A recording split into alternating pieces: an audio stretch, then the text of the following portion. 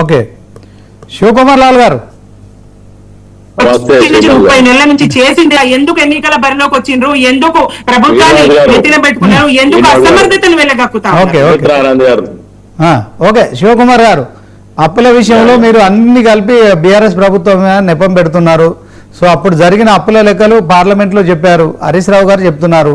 కానీ మీరు చెప్తున్న లెక్కలేమో 8,21,000 కోట్లు, వాళ్ళు చెప్తున్నది 4 లక్షల లోపే. అంటే 50% అడిషనల్గా మీరు యాడ్ చేసి చెప్తున్నారు. దాంట్లో మిషన్ భగీరథ కలిపారు, కాళేశ్వరం కలిపారు, అన్ని కలిపారు అని చెప్పి చెప్తున్నారు. సో ఓవరాల్గా మీరేం చెప్తారు? ముందుగా 99 టీవీ ప్రేక్షకులకు, మీకు, సుమిత్ర ఆనంద్ గారికి నమస్కారం.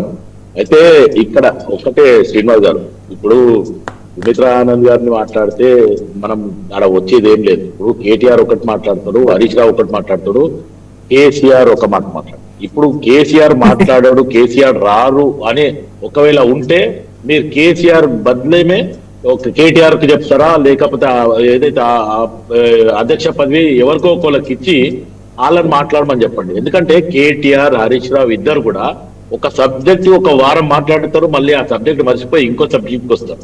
ఇట్లాంటిది జరుగుతూ పోతుంది. ఇంకోటి ఏమంటే తెలంగాణ రాష్ట్రం ఏర్పడినప్పుడు మిగులు బడ్జెట్ రాష్ట్రం ఇవ్వడం జరిగింది. దాంట్లో ఈ రోజు కేసీఆర్ ముఖ్యమంత్రిగా 2 అంటే 9.5 years ఉన్న తర్వాత ఒక్కొక్కరు తలపైన 1,50,000 రూపాయలు అప్పు చేసిపోయిండు. ఈ రోజు కాంగ్రెస్ పార్టీ చెప్పేది ఒక నెపం అనేది కాదు, 100% అది. ఇంకోటి వీళ్ళు ప్రతి దాన్ని కార్పొరేషన్ చేసిండ్రు శ్రీనివాస్ గారు. మొత్తానికి ఈ రోజు ట్రాఫిక్ పోలీసు వాళ్ళ బండ్లు కూడా ఏదైతే కార్లు కానీ బైకులు కానీ అన్నిటిని కూడా ఒక కార్పొరేషన్ చేసి అన్నిటిని కూడా కుదబెట్టిండ్రు.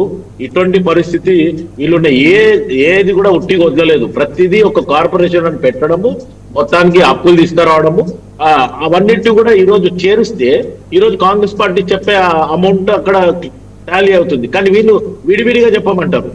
కాగ్ రిపోర్ట్ల ఏదైతే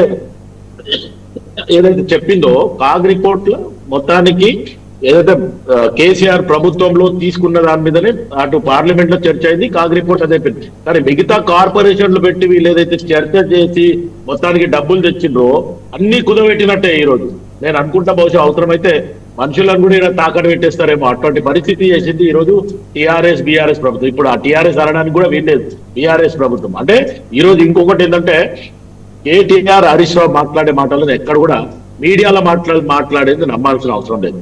రెండోది, నిజంగా కూడా అసెంబ్లీలో చర్చ చేస్తారా, కరెక్ట్ సబ్జెక్ట్ మీద మాట్లాడింది, డొంక తిరగకుండా. రెండోది, బయట ఎక్కడైనా చర్చ చేస్తారా, అక్కడ ఇప్పుడు గతంలో కూడా ముఖ్యమంత్రి రేవంత్ రెడ్డి గారు కేటీఆర్ ని మనం ఏదైతే టెస్ట్ కి రండి, లైట్ డిటెక్టివ్ టెస్ట్ కి రమ్మని చెప్తే అప్పట్లో కొండా విశ్వేశ్వరరెడ్డి, ఇటు రేవంత్ రెడ్డి గారు ఏదైతే అమరవీరుల స్థూపం దగ్గరికి పోయి ఉంటే కనీసం రాలేదు. అంటే ఒక్కరిని చూసి ఒక్కరు సవాళ్ళ మీద ప్రతి సవాళ్ళు చేయడం కాదు, ఒక దగ్గర పక్క ఒక చర్చ. ఇప్పుడు బట్టి విక్రమార్క గారు ఓపెన్ గా చెప్పేసేట్టు చర్చకు కేసీఆర్ ని రమ్మను, హరీష్ రావు కేటీఆర్ తో మేము మాట్లాడడం కోన్కిస్కా గొట్టం అనే రకంగా మాట్లాడుతుంది. కాబట్టి ఖచ్చితంగా కేసీఆర్ గారిని తయారు చేయండి, ఫామ్ హౌస్ లకి లేపండి.